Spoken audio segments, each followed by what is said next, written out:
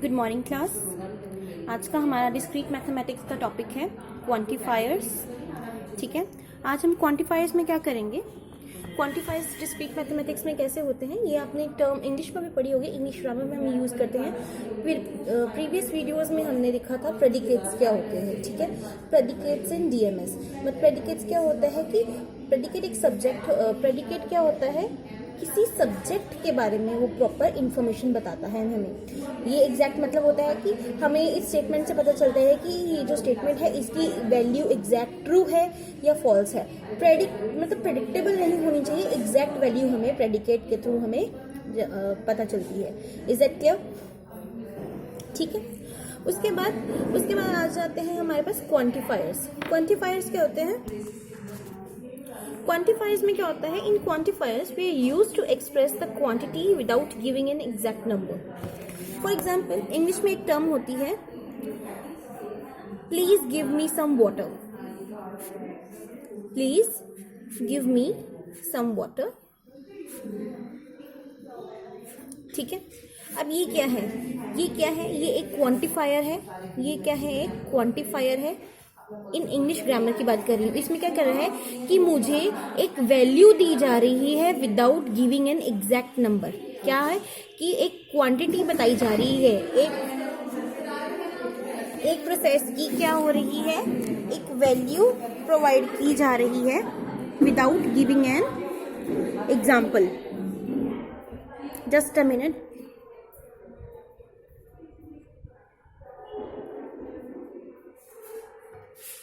Sorry for interruption.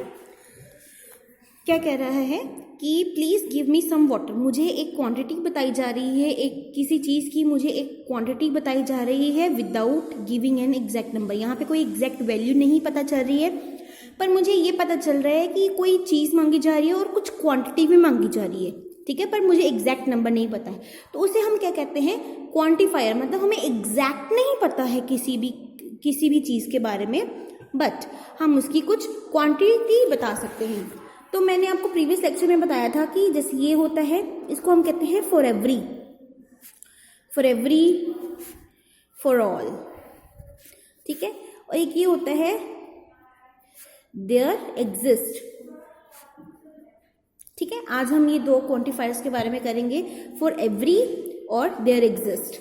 ठीक है, सबसे पहले हम इसके बारे में करेंगे, फॉर एवरी के बारे में। सब एक एग्जांपल लेते हैं। सपोज करो जैसे px क्या है, x+1 ग्रेटर देन x। ठीक है, ये एक स्टेटमेंट है मेरे पास। ठीक है, ये एक स्टेटमेंट है x+1 ग्रेटर देन x। ठीक है, सपोज करो मैं वैल्यू दे देती हूँ p1, तो 1+1। ठीक है, इस क्या आएगा, ये ट्रू है, बिल्कुल ये ट्रू है। ठीक है, ये ट्रू हो गया। 2 ग्रेटर देन 1 है, बिल्कुल है। अगर मैं p2 दे देती हूँ, 2+1 ग्रेटर देन 2, 3 ग्रेटर देन 2 हो गया, ये भी क्या है, ट्रू। आप जो सी मर्जी वैल्यूज दे दो, बट ये देखना है कि x शुड बी, आपने ये देखना है, मैं फॉर एवरी के लिए करवा रही हूँ, x should be positive integer value, x should be, एक कंडीशन लगाइए, x should be A positive integer value. ठीक है, चलो अब सपोज करो मैं p3 लेती हूँ, 3+1 ग्रेटर देन 3, क्या आ जाएगा, 4+4 ग्रेटर देन 3, ये भी क्या है, ट्रू।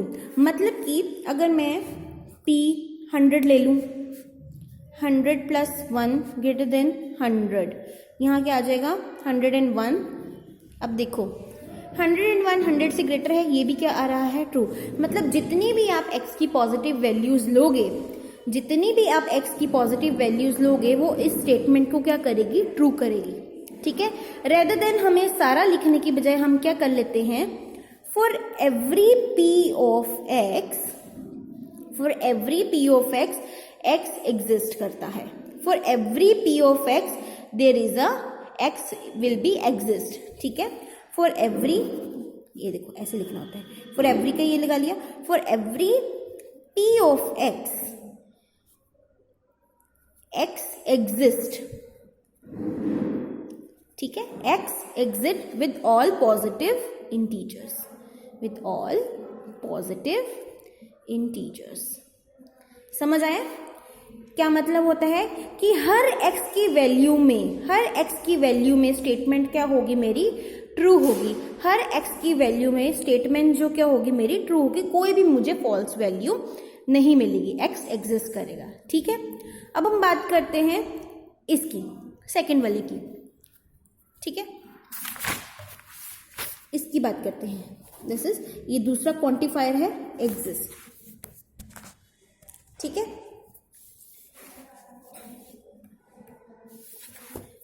सॉरी मैं इसे उल्टा बना रही हूँ, ये होता है एग्जिस्ट, देयर एग्जिस्ट। ठीक है जी, ये एक बार मैं आपको सिंबल बता दूंगी। ठीक है, I am little bit confused in it.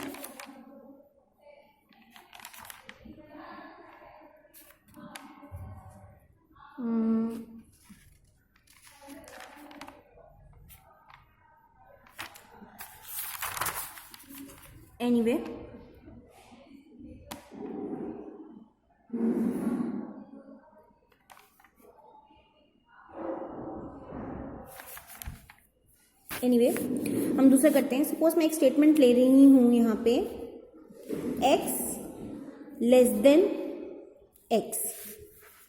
ठीक है, x लेस देन x, ये एक स्टेटमेंट है। p ऑफ x क्या है, x should be less than x। ठीक है, यहाँ पे आप कोई नंबर भी ले सकते हो। ठीक है, x लेस देन 2। सपोज मैंने ये स्टेटमेंट ले ली है। अगर मैं p1 के बारे में चेक करूं, ठीक है, 1 लेस देन 2। ठीक है, ये ट्रू वैल्यू आ गई। अगर मैं p0 के बारे में बात करूं, 0 लेस देन 2, ये भी क्या हो गया, ट्रू। बट अगर मैं p2 लेके चलूं, 2 लेस देन 2 है, फॉल्स। अब तब क्या होगा, जब कुछ x की वैल्यूज, सिर्फ कुछ x की वैल्यूज की वजह से जो हमारी स्टेटमेंट है वो ट्रू होंगी और कुछ की वजह से जो हमारी स्टेटमेंट है वो फॉल्स होंगी, तब हम क्या का यूज करते हैं, देयर एग्जिस्ट। तब क्या यूज करते हैं px के लिए, there exist px, there exist some, मतलब कुछ वैल्यू की वजह से देयर एग्जिस्ट px विल